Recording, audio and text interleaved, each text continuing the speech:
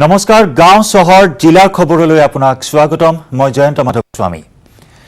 তেজপুৰত অব্যাহত আছে জিয়া ভৰলীৰ প্ৰবল খহনীয়া নৈ বুকুত জাহ যোৱাৰ উপক্ৰম ঘটিছে এখন চৰকাৰী বিদ্যালয় খহনীয়াই ভাবুকি আনিছে 1947 চনতে স্থাপিত টেঙাখুটি প্ৰাথমিক বিদ্যালয়লৈ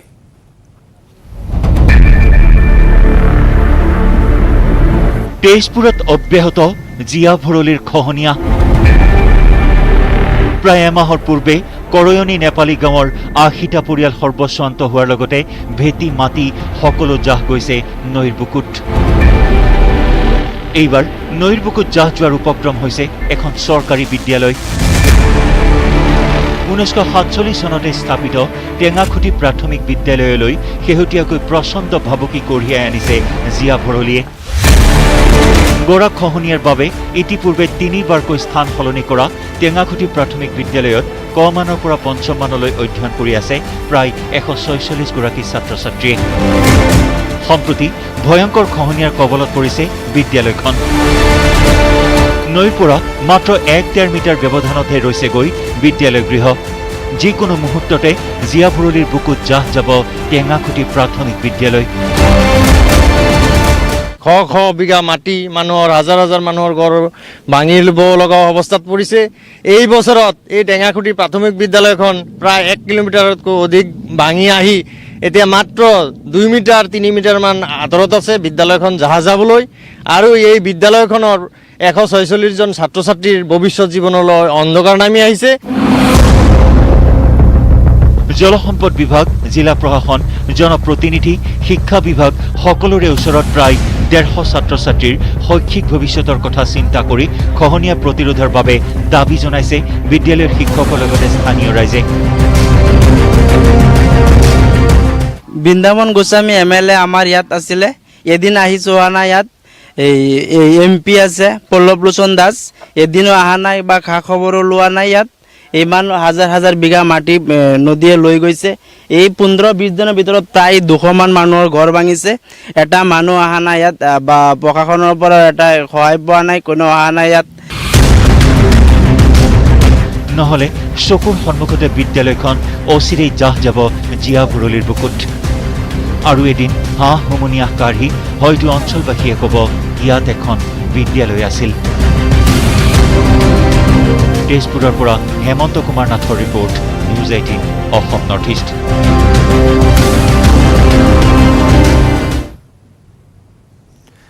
দ্ৰুতগতিত হাবি বননি সংকুচিত হৈ অহাৰ বাবেই ৰাজ্যত বৃদ্ধি পাইছে এতিয়া হাতী মানুহৰ সংঘাত বিগত ২৪ ঘণ্টাত হাবিৰ পৰা ওলাই অহা ভোকাতুৰ হাতীয়ে কেইবাঠাইতো সৃষ্টি কৰিছে ত্ৰাসৰ আনহাতে বিজনীত হাতীৰ গছকত প্ৰাণ গ'ল এজন দুৰ্ভগীয়া লোকৰ ৰাজ্যত নিতৌ বৃদ্ধি পাবলৈ ধৰিছে হাতী মানুহৰ সংঘাত হাতী মানুহৰ সংঘাত এনে পৰ্যায় পাইছেগৈ যে বহু সময়ত মানুহৰ আক্ৰমণৰ বলি হৈছে হাতী আনহাতে হাতীৰ আক্ৰমণত মৃত্যু হৈছে মানুহৰো ইয়াৰ পিছতো ৰাজ্য বিয়াগুম বন বিভাগটোৱে কোনো ব্যৱস্থা গ্ৰহণ নকৰাৰ অভিযোগ দীৰ্ঘদিনীয়া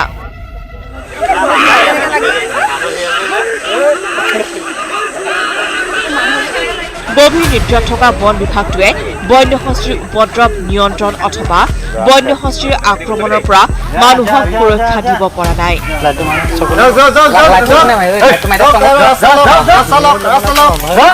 প্ৰতি বছৰে ধান পকাৰ সময়ত বৃদ্ধি পাবলৈ ধৰিছে বন্যহস্তীৰ উপদ্ৰৱ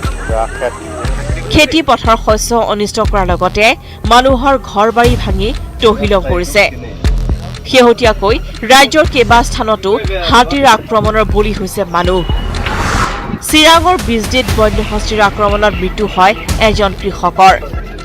বিষপানীৰ ফুলকুমাৰীত নিহত হয় শ্ৰীদাম মণ্ডল মৃত্যুৰ পিছতে মৃতদেহ লৈ সদৌ BTC বাঙালী যুৱ ছাত্ৰ ফেডাৰেশ্যনে প্ৰতিবাদ সাব্যস্ত কৰে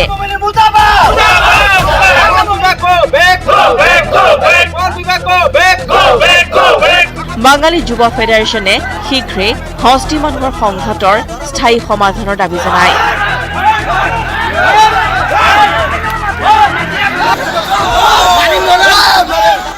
কোনোদিন আমাক মানে ৰাইজক ফৰেষ্টাৰে কোনো ধৰণৰ নিৰাপত্তা দিয়া নাই তো এনেকুৱা মানে ফৰেষ্ট ডিপাৰ্টমেণ্টক আমি ধিক্কাৰ জনাইছোঁ আৰু বন মন্ত্ৰী পৰিমল শুক্লবৈদ্যক একদম তীব্ৰ ভাষাৰে গৰিহণা দিছোঁ কোনো ধৰণৰ তেওঁলোকে কাম নকৰে মানে তেওঁলোকক কি ক'ম মানে আৰু কোৱাৰ ভাষা নাই আৰু আমাৰ যিজন চিদাম মণ্ডল যোৱা নিশা 1 বজাত বনৰীয়া হাতীয়ে মাৰি থৈ গ'ল তো এইটো আমি সদৌ বিটিআৰ বেংগল যুৱ ছাত্ৰ ফেডাৰেশ্যন বিষ্ণুপুৰ আঞ্চলিক কমিটিৰ তৰফৰ পৰা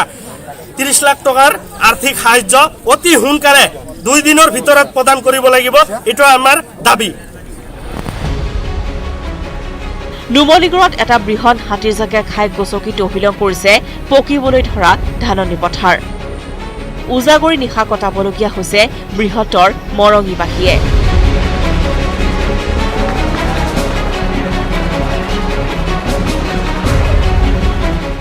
এইটো আজিৰ পৰা এমাহৰ আগৰ পৰা চলি আছে আমি কোনোদিনে আমি শুব পৰা নাই সদায় আমাৰ নিৰ্দেশ কৰি আছে গতিকে সেইকাৰণে আমি বন বিভাগক অনুৰোধ কৰোঁ যে তেওঁলোকে আহি পেলাই আমাৰ গাঁৱৰ মানুহক এখন প্ৰটেকশ্যন দিব লাগে শোণিতপুৰতো ক্ৰমান্বয়ে বৃদ্ধি পাবলৈ ধৰিছে হাতী মানুহৰ সংঘাতে নামেৰী ৰাষ্ট্ৰীয় উদ্যানৰ সমীপত বনৰীয়া হাতীয়ে পথৰ ওপৰত অৱস্থান কৰিছে এক প্ৰকাৰ মুক্ত বিচৰণ বন্যহস্তীৰ হাতীৰ জাকে পকা ধাননি পথাৰ গছকি খাই অনিষ্টও কৰিছে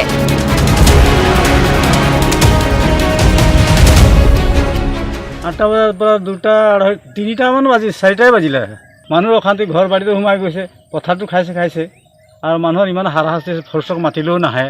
তেনে কথা আমি থাকিম কেনেকৈ আৰু খাম কেনেকৈ চলিম কেনেকৈ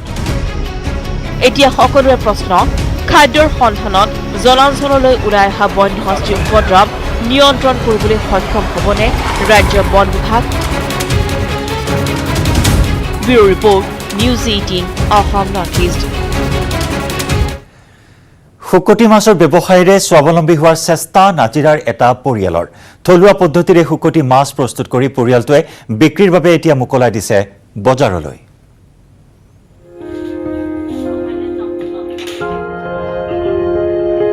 অসমীয়া সমাজত এবিধ প্ৰচলিত থলুৱা খাদ্য হ'ল শুকতি মাছ শুকান মাছৰ পৰা ঘৰুৱা পদ্ধতিৰে বনোৱা হয় এই শুকতি অতীত কালৰ লোকসকলে বাৰিষাৰ দিনত সৰু মাছ ধৰি আটকৰ দিনত খাবৰ বাবে সাঁচি ৰাখিছিল তেনে এক পদ্ধতি অৱলম্বন কৰিয়ে নাজিৰাৰ এগৰাকী মহিলাই আৰম্ভ কৰিছে এটি থলুৱা শুকতি মাছৰ ক্ষুদ্ৰ উদ্যোগ এই ব্যৱসায়ৰ যোগেদি স্বাৱলম্বী হোৱাৰ চেষ্টা কৰিছে নাজিৰা মাদুৰী গোহাঁই গাঁৱৰ ৰশ্মিৰেখা বৰগোহাঁই নামৰ মহিলাগৰাকীয়ে নিজ ঘৰতে আৰম্ভ কৰিছে ক্ষুদ্ৰ থলুৱা শুকতি মাছৰ উদ্যোগটি সম্পূৰ্ণ থলুৱা পদ্ধতিৰে প্ৰায় 500 বাঁহৰ চুঙাত শুকতি মাছ বিক্ৰীৰ বাবে সাজু কৰিছে নাজিৰা মাদুৰী গোহাঁই গাঁৱৰ ৰশ্মিৰেখা বৰগোহাঁয়ে নিজৰ ঘৰখনৰ লগতে মোৰ 3টা বেটাকো ভতিজা এটা আৰু ল'ৰা দুটাক সিহঁতকো মানে স্বাৱলম্বিতা পথটো দেখাই দিছোঁ তেহেঁতক ৰশ্মিৰেখা বৰগোহাঁই শুকতি মাছৰ প্ৰতিটো চুঙা 150 টকা পাইকাৰী মূল্যত বিক্ৰী কৰি ইতিমধ্যে টকা উপাৰ্জন কৰিবলৈ সক্ষম হৈছে নিজৰ লগতে পৰিয়ালৰ আন 2-3জন লোকক উপাৰ্জনৰ পথ দিবলৈ সক্ষম হৈছে এইগৰাকী উদ্যমী মহিলা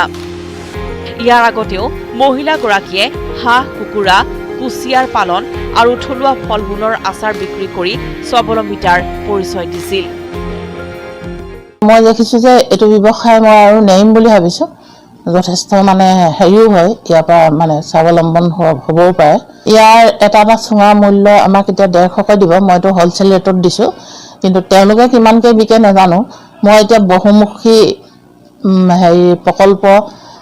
আঁচনিৰ এইটো নৰ্থ ইষ্ট তেওঁলোকক দিবলৈ লৈছোঁ বহুতৰ বাবে প্ৰেৰণাৰ উৎস হ'ব পাৰে এইগৰাকী মহিলা ৰশ্মিৰেখা বৰগোহাঁই নাজিৰাৰ পৰা Nubul Konwar report news 18 Assam north east কাল কৰোনাৰ বাবে সুদীৰ্ঘ 8 মাহ ধৰি বন্ধ হৈ আছে যাত্ৰীবাহী ৰেলৰ চলাচল যাৰ ফলত যথেষ্ট অসুবিধাৰ সৃষ্টি হৈছে সাধাৰণ ৰাইজৰ বিশেষকৈ বিভিন্ন ঠাইৰ পৰা গুৱাহাটীলৈ অহা যোৱা কৰা লোকসকলে ৰেল বন্ধ থকাৰ বাবে বাছত অধিক ভাড়া ব্যয় কৰি যাতায়াত কৰিবলগীয়া হৈছে ইফালে সোমবাৰৰ পৰা আৰম্ভ হৈছে স্কুল কলেজত পাঠদান বহু ছাত্ৰ ছাত্ৰীয়ে ৰঙিয়াৰ লগতে বিভিন্ন ঠাইৰ পৰা গুৱাহাটীলৈ নিতৌ অহা যোৱা কৰি অধ্যয়ন কৰে ৰেলত MST টিকটৰ জৰিয়তে ৰঙিয়াৰ পৰা গুৱাহাটীলৈ মাহত মাত্ৰ 270 টকাত যাতায়াত কৰিব পাৰি কিন্তু বাছত অহা যোৱা কৰিলে দৈনন্দিন প্ৰায় 200 টকাকৈ মাহত 4-5 হাজাৰ টকা খৰচ হয় বাছত এনে ব্যয়বহুল যাত্ৰাৰ বাবে ছাত্ৰ ছাত্ৰীৰ লগতে ব্যক্তিগত খণ্ডত কাম কৰা লোকৰ বাবে এতিয়া বৃহৎ সমস্যাৰ সৃষ্টি হৈছে সেয়েহে কোভিড প্ৰটকলৰ নিয়ম নিৰ্ধাৰণ কৰি যাত্ৰীবাহী ৰেল আৰম্ভ কৰাৰ বাবে দাবী জনাইছে ৰঙিয়াৰ স্থানীয় সচেতন লোকসকলে সমূহ ৰাইজৰ হৈ ডিআৰএম অফিচত এখন স্মাৰকপত্ৰ দিছোঁ যাতে অসমৰ সমগ্ৰ উজনি নামনিৰ আমাৰ মেইন লাইন ব্ৰাঞ্চ লাইন সকলোবিলাক যিবিলাক পেচেঞ্জাৰ ট্ৰেইন আছে তেওঁলোকে মুকলি কৰি দিয়ে কাৰণ এতিয়া কোভিড প্ৰটকল তেওঁলোকে মেইনটেইন কৰি যদি পেচেঞ্জাৰ ট্ৰেইনসমূহ মুকলি কৰি নিদিয়ে ইতিমধ্যে স্কুল খুলিছে কলেজ খুলিছে বজাৰ ঘাট খুলিছে শ্বপিং মল খুলিছে বিভিন্ন ৰকমৰ আমি দেখা পাইছোঁ নেশ্যনেল ইণ্টাৰনেশ্যনেল ফ্লাইটবিলাক খুলি দিছে তাৰপিছত আজি পেচেঞ্জাৰ ট্ৰেইনবিলাক তেওঁলোকে মুকলি নকৰাৰ কোনো যুক্তি নাই আৰু ইয়াৰ ফলত কি হৈছে যে একোজন নিত্যযাত্ৰীয়ে যিসকলে আজি ৰঙিয়াৰ পৰা গুৱাহাটীলৈকে যায় নলবাৰীৰ পৰা গুৱাহাটীলৈকে যায় তেওঁলোকে আজি সাংঘাতিকভাৱে খৰচান্ত হ'বলগীয়া হৈছে প্ৰত্যেক দিনে 200, 300, 500 টকাকৈ ভৰিবলগীয়া হৈছে য'ত আজি MSTৰ জৰিয়তে মান্থলি ছিজনেল টিকেটৰ জৰিয়তে ৰেলত তেওঁলোকে সুবিধা পাইছিল গোটেই মাহত ঘূৰাৰ কাৰণে মাত্ৰ 200 টকা গতিকে আজি তেওঁলোকে আপ এণ্ড ডাউন তেওঁলোকে জাৰ্ণি কৰাৰ কাৰণে মাত্ৰ 200 টকাত য'ত পাইছিল আজি তেওঁলোকে 100 টকা খৰচ কৰি গুৱাহাটীলৈকে যাবলগীয়া হৈছে সেইকাৰণে অতি সোনকালে আমি দাবী কৰিছোঁ যে সমুদায় পেচেঞ্জাৰ ট্ৰেইন আজি ৰঙিয়াৰ পৰা মুৰকংচালৈকে লোৱা যিবিলাক আছে সকলোবিলাক মুকলি কৰি দিয়া উচিত বিশ্বৰ 10খন দেশৰ প্ৰতিযোগীক চেয়াৰ পেলাই তেজপুৰৰ কিশোৰীয়ে গঢ়িলে অভিলেখ যোগ প্ৰতিভাৰে উজলিৰ এগৰাকী অষ্টমমান শ্ৰেণীৰ ছাত্ৰী মাত্ৰ 2 মিনিটত 20 বাৰকৈ সূৰ্য নমস্কাৰ কৰি গঢ়িলে এক নতুন অভিলেখ আন্তঃৰাষ্ট্ৰীয় অনলাইন প্ৰতিযোগিতাত চূড়ান্ত সাফল্য লাভ কৰিছে তেজপুৰৰ মহৰ্ষি বিদ্যালয়ৰ অষ্টম শ্ৰেণীৰ ছাত্ৰী ভাস্বতী বৰুৱাই 10খন বিদেশী ৰাষ্ট্ৰৰ লগতে দেশৰ বহু সংখ্যক প্ৰতিযোগীক চেয়াৰ পেলাই অভিলেখ গঢ়িলে ভাস্বতীয়ে মহাৰাষ্ট্ৰৰ সৌৰ্য স্পৰ্টছ একাডেমীয়ে আয়োজন কৰা গ্লোবেল সূৰ্য নমস্কাৰ চেলেঞ্জৰ মহিলাৰ 11 পৰা 16 বছৰ শাখাত 2 মিনিটত সৰ্বাধিক সংখ্যক সূৰ্য নমস্কাৰ কৰি অভিলেখ গঢ়ে ভাস্বতীয়ে America United Arab Emirates Sri Lanka মালয়েছিয়াকে ধৰি বিশ্বৰ 10খন ৰাষ্ট্ৰৰ প্ৰতিযোগীয়ে অংশ লৈছিল অনলাইন প্ৰতিযোগিতাত পূৰ্বেও যোগৰ জৰিয়তে ৰাজ্যিক আৰু ৰাষ্ট্ৰীয় পৰ্যায়ত নিজৰ প্ৰতিভা প্ৰদৰ্শন কৰাই নহয় ভালে সংখ্যক স্বীকৃতি লাভ কৰিবলৈ সক্ষম হৈছে তেজপুৰৰ প্ৰতিভাশালী কিশোৰী ভাস্বতী বৰুৱাই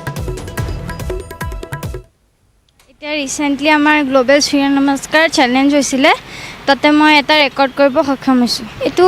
23 নৱেম্বৰত মই সাবমিট কৰিছিল 23 অক্টোবৰ সাবমিট কৰিছিলোঁ আৰু 25 অক্টোবৰ ৰিজাল্ট দিছিলে ইণ্ডিয়াত মই হৈছোঁ আৰু বেলেগ মহাৰাষ্ট্ৰ তামিলনাডু আৰু বেলেগ ষ্টেটে দিছে তিৱা ছাত্ৰ সন্থাৰ ৰাষ্ট্ৰীয় ঘাইপথ অৱৰোধ কেইবাটাও দাবীৰ সমৰ্থনত প্ৰতিবাদত নামিল ছাত্ৰ সংগঠনটো প্ৰতিবাদকাৰীসকলে বিভিন্ন শ্লোগানেৰে উত্তাল কৰি তোলে ৰাজপথ তিৱা জনগোষ্ঠীৰ বিভিন্ন দাবীৰ সমৰ্থনত জাগিৰোডত উত্তাল প্ৰতিবাদ ৰাষ্ট্ৰীয় ঘাইপথ অৱৰোধ কৰি সদৌ তিৱা ছাত্ৰ সন্থাই সাব্যস্ত কৰে প্ৰতিবাদ অসম ৰাজ্যিক ৰাজধানী ক্ষেত্ৰ উন্নয়ন প্ৰাধিকৰণ আইন 2017 বাতিল ষষ্ঠ অনুসূচী সন্দৰ্ভত কেন্দ্ৰীয় চৰকাৰৰ সৈতে ত্ৰিপাক্ষিক বৈঠক অনুষ্ঠিত কৰাৰ দাবীত এই প্ৰতিবাদ তিৱা স্বায়ত্ত পৰিষদৰ পৰা বাদ পৰা 124খন তিৱা অধ্যুষিত গাঁৱক অতি শীঘ্ৰেই অন্তৰ্ভুক্ত কৰাৰো দাবী জনায় ট্ৰাইবেল বেল্ট আৰু ব্লকৰ সংশোধনী প্ৰক্ৰিয়া বন্ধ কৰা আৰু জনজাতি ভূমিপুত্ৰসকলৰ দখলত থকা ভূমিৰ পট্টা প্ৰদানৰো দাবী জনায় প্ৰতিবাদকাৰীসকলে চৰকাৰ বিৰোধী শ্লোগানেৰে উত্তাল কৰি তোলে ৰাজপথ তিৱা স্বায়ত্ত পৰিষদৰ এলেকাত আস্কাৰা আইনখন বলবৎ কৰিব বিচাৰিছে বৃহত্তৰ ডিমৰীয়া অঞ্চল আৰু জাগিৰোড উন্নয়ন প্ৰাধিকৰণ অঞ্চল গোভা ট্ৰাইবেল ব্লক অঞ্চল ডিমৰীয়া ট্ৰাইবেল বেল্ট অঞ্চল এই অঞ্চল আমি কোনো পধ্যেই তিৱা স্বায়ত্ত পৰিষদৰ অঞ্চল আমি আস্কাৰা আইনৰ গণ্ডিৰত থাকিব দিব নোৱাৰোঁ 2005 চনত যদি তিৱা স্বায়ত্ত পৰিষদ সমষ্টিসমূহ নিৰ্ধাৰণ হৈছিল তেতিয়া বহুতো তিৱা বসতি প্ৰধান গাঁও প্ৰায় 124খন তিৱা বসতি প্ৰধান গাঁও তিৱা স্বায়ত্ত পৰিষদৰ অন্তৰ্ভুক্ত নহ'ল সেই গাঁওসমূহ অন্তৰ্ভুক্ত কৰাৰ জৰিয়তে আমি তৃতীয়টো সাধাৰণ নিৰ্বাচন অনুষ্ঠিত কৰিবৰ দাবী উত্থাপন কৰিছোঁ বিভিন্ন সময়ত তিৱা ছাত্ৰ সন্থাই আন্দোলনৰ কাৰ্যসূচী গ্ৰহণ কৰি আহিছে যদিও গুৰুত্ব দিয়া নাই চৰকাৰে। জাগিৰোডৰ পৰা অজয় পালৰ report, news 18 Assam north east. আকাশ বতাহ বিষাক্ত হৈ পৰা এটা জিলা উপায়ুক্তৰ কাৰ্যালয়। পুৱাৰে পৰা নিশালৈ কয়লাৰ ধোঁৱাই আৱৰি ৰাখে এই কাৰ্যালয়টো। কেৱল কাৰ্যালয়ে নহয়, সমগ্ৰ অঞ্চলটোত পুৰা কয়লাৰ গোন্ধ। উপায়ুক্তৰ কাৰ্যালয়ৰ সমীপতে আছে তথ্য প্ৰযুক্তি উত্তৰণ ক্ষেত্ৰ, গুৱাহাটী IIT, ল ইউনিভাৰ্চিটি এণ্ড জুডিচিয়েল একাডেমীকে ধৰি বহু শৈক্ষিক প্ৰতিষ্ঠান। কিন্তু উদ্যোগৰ ধোঁৱাই জ্বলা কলা খুৱাইছে সকলোকে। ৰোগাক্ৰান্ত হৈছে আৱাসিক এলেকাৰ লোক। গছৰ পাতত আৱৰা ধোঁৱাৰ চামনিৰ বাবে নলগা হৈছে গছৰ ফল। কামৰূপ উপায়ুক্তৰ কাৰ্যালয়ৰ গাতে লাগি আছে আছাম টিউব, জ্যোতি লেবৰেটৰীকে আদি কৰি 20টাৰো অধিক প্ৰদূষিত উদ্যোগ। কিন্তু স্বাস্থ্যমন্ত্ৰীৰ সমষ্টি হোৱা হেতুকে প্ৰদূষিত উদ্যোগৰ কোনেও নোম এডালো লৰাব পৰা নাই। উত্তৰ গুৱাহাটীৰ প্ৰদূষিত উদ্যোগ পৰিদৰ্শনৰ বাবে মাহেকে পষেকে আহে পলিউশ্যন কণ্ট্ৰল বৰ্ডৰ বিষয়াৰ দল। পিছে কোনো কালেই শাস্তি নিবিহে বেআইনী উদ্যোগৰ স্বত্বাধিকাৰীক। উদ্যোগ কৰ্তৃপক্ষ আৰু পলিউশ্যন কণ্ট্ৰল বৰ্ডৰ বুজাবুজিৰ ফল এতিয়া ভুগিবলগীয়া হৈছে ৰাইজে। মই আহি জইন কৰাৰ পিছতে মোৰো চকুতে কেইটামান ইণ্ডাষ্ট্ৰী পৰিছে আৰু মোকো ৰাইজৰ ফালৰ পৰাও এটা দুটা কমপ্লেইনো আহিছে। তাৰ লগতে আমি ইমিডিয়েটলি ইণ্ডাষ্ট্ৰীবিলাকক শ্ব'কজ এটা কৰিছোঁ আৰু ইণ্ডাষ্ট্ৰীবিলাকক শ্ব'কজ কৰি তেওঁলোকক প্ৰদূষণ লিমিট যি আছে আমাৰ পলিউশ্যন কণ্ট্ৰল বৰ্ডে কেইটামান লিমিট এটা স্পেচিফাই কৰিছে, ইমানৰ তলতে ৰাখিব লাগে। সেইটোৰ কাৰণে আমি শ্ব'কজো তেওঁলোক। তেজপুৰত কলাৰ সাধনাত ব্যস্ত এদল যুৱক যুৱতী। পৰিত্যক্ত এটা শিৱ মন্দিৰ চিত্ৰ অংকনেৰে নৰূপত সজাই তোলাৰ প্ৰয়াস। সহযোগিতা আগবঢ়ালে জনপ্ৰিয় চিত্ৰশিল্পী নীলিম মহন্তই। তেজপুৰৰ ৰুদ্ৰপদত ব্ৰহ্মপুত্ৰৰ পাৰত ৰং তুলিকাৰ মেলা। ব্ৰহ্মপুত্ৰৰ পাৰত অৱস্থিত টিংগেশ্বৰ দেৱালয়ত যোৱা 2 দিন ধৰি এদল চিত্ৰশিল্পীয়ে কেম্প পাতি অংকন কৰিছে দেৱালয়ৰ বহিভাগ। দেৱালয়ত মহাদেৱৰ চিত্ৰ অংকন কৰিছে। জুবিনৰ চিত্ৰ আঁকি জনপ্ৰিয়তা বুটলা আৰু শেহতীয়াকৈ জুবিনৰ চিলা শীৰ্ষক গীতত অভিনয় কৰা চিত্ৰশিল্পী লখিমপুৰৰ নীল থকা দেৱালয় চৌহদত বিগত সময়ছোৱাত বিভিন্ন অসামাজিক কাম কাজ চলি আহিছিল। পৰ্যটকক আকৰ্ষণ কৰিব পৰাৰ থল থকা এই দেৱালয়কে নৰূপত সজোৱাৰ প্ৰয়াস কৰিছে এদল চিত্ৰশিল্পীয়ে। সকলোৱে হাতে কামে লাগি মন্দিৰ চৌহদ পৰিষ্কাৰ কৰি তোলাৰ লগতে পিকনিক স্পট ৰুদ্ৰপদৰ পাহাৰত অৱস্থিত টিংগেশ্বৰ দেৱালয়ত অংকন কৰা এই চিত্ৰই স্বাভাৱিকতে পৰ্যটক তথা দৰ্শনাৰ্থীক আকৰ্ষিত কৰিব। ধুনীয়া জেগা এইটো। ইয়াত ৱালকেইখন পেইণ্টিং কৰিবলৈ মাতিছিলে, সেইকাৰণে আহিলোঁ। পেইণ্টিং কৰাৰ লগতে আৰু কি কি কৰিব পাৰি আমি কৰিলোঁ, অকণ চাফা কৰিলোঁ নৈপাৰটো। তাৰপৰা আছোঁ এইকেইদিন ইয়াতে কাম কৰি আছোঁ। গোটেই জেগাটো এটা পজিটিভ ভাইব এটা আমি আনিব চেষ্টা কৰি আছোঁ। যিহেতু মানুহে আহি পিকনিক খায়, লেতেৰা কৰে আৰু বিভিন্ন ধৰণৰ কাম কাজ চলি থাকে চাৰিওফালে, যিটো ভাল হোৱা নাই। চেষ্টা এটা কৰি চাওঁ কি হয়, এবাৰ অলপ ভাল হ'ব পাৰে। চিত্ৰ অংকনৰ লগতে এক চিত্ৰ প্ৰদৰ্শনী অনুষ্ঠিত কৰে নীলিম মহন্ত সমন্বিতে চিত্ৰশিল্পীৰ দলটোৱে। তেজপুৰৰ পৰা হেমন্ত কুমাৰ নাথৰ report, news 18 Assam north east. শীঘ্ৰেই বন্ধ হ'ব পাৰে পাণবাৰীৰ বন্যপ্ৰাণী উদ্ধাৰ প্ৰতিপালন তথা পুনঃ সংস্থাপন কেন্দ্ৰ। কৰোনা কালত কেন্দ্ৰটোলৈ পুঁজিৰ যোগান কমি যোৱাৰ বাবেই এই আশংকাই এতিয়া ঠাই পাইছে কেন্দ্ৰটোৰ সৈতে জড়িত কৰ্মচাৰীসকলৰ মনত। এই ৰিপৰ্ট আগবঢ়াই গাঁও চহৰ জিলাৰ খবৰৰ পৰা বিদায় লৈছো। নমস্কাৰ। এইবাৰ হাহাকাৰ অৱস্থাত কাজিৰঙাৰ অসহায় বন্যজন্তুকেইটাও। খাদ্যৰ অভাৱত পৰি আলৈ আঠানি হোৱাৰ উপক্ৰম 7টাকৈ গড় পোৱালি আৰু 7টা হাতী পোৱালিৰ। বানত আক্ৰান্ত হৈ নিধৰুৱা হোৱা এই বন্যজন্তুকেইটাৰ খাদ্য সামগ্ৰী যোগান ধৰিবলৈ অভাৱ অৰ্থৰ। এই জন্তুসমূহক প্ৰতিপালিত কৰিবলৈ কেন্দ্ৰক লাগে দৈনিক কমেও 20,000 টকাকৈ। বোকাখাটৰ পাণবাৰীত অৱস্থিত বন্যপ্ৰাণী উদ্ধাৰ প্ৰতিপালন তথা পুনৰ সংস্থাপন কেন্দ্ৰটো বন্ধ হৈ পৰাৰ উপক্ৰম ঘটিছে।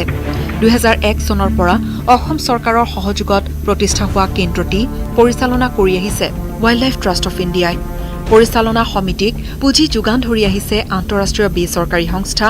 IFFAI। এই সংস্থাৰ লগতে শুভাকাংক্ষী ৰাইজ বিভিন্ন সংস্থাৰ অনুদানেৰে চলি আছে কেন্দ্ৰটো। বিশ্বজুৰি মহামাৰীৰ ৰূপ ধাৰণ কৰা কৰোনা ভাইৰাছৰ ফলত বিশ্বৰ অৰ্থনীতিত প্ৰভাৱ পৰিছে। সেয়েহে এই সংস্থাটোৱে শেহতীয়াকৈ পুঁজি যোগান ধৰাত অসুবিধাৰ সন্মুখীন হৈছে। হয়তো এই কেন্দ্ৰটো অৰ্থৰ অভাৱত অহা 6 মাহৰ ভিতৰত বন্ধ হৈ পৰিব বুলি আশংকা কৰিছে পৰিচালক মণ্ডলীয়ে। আমাৰ পাৰ ডে গাখীৰৰ খৰচে প্ৰায় 20,000 টকা। ৰাইজে যাতে আমাৰ ৰেস্কিউ চেণ্টাৰটো চলি থকাত সহায় কৰে, এইখিনি এনিমেল যেতিয়া আছেই, প্ৰায় 7টা হাতী পোৱালি আছে, 7টা গড় পোৱালি আছে, গোটেইখিনি যাতে ঠিকে থাকে সিহঁতক যাতে আমি তুলি ডাঙৰ কৰি আকৌ বনত ঘূৰাই পঠাব পাৰোঁ, তাৰ বাবে যাতে সহায় সহযোগ কৰে তাকে অনুৰোধ জনাইছোঁ। ৰাজ্যৰ ব্যাঘুম বন বিভাগটোৱে এই ক্ষেত্ৰত কি ভূমিকা গ্ৰহণ কৰে সেয়াও হ'ব লক্ষণীয়। বোকাখাটৰ পৰা প্ৰদ্যুৎ মহন্তৰ report, news 18 Assam north east.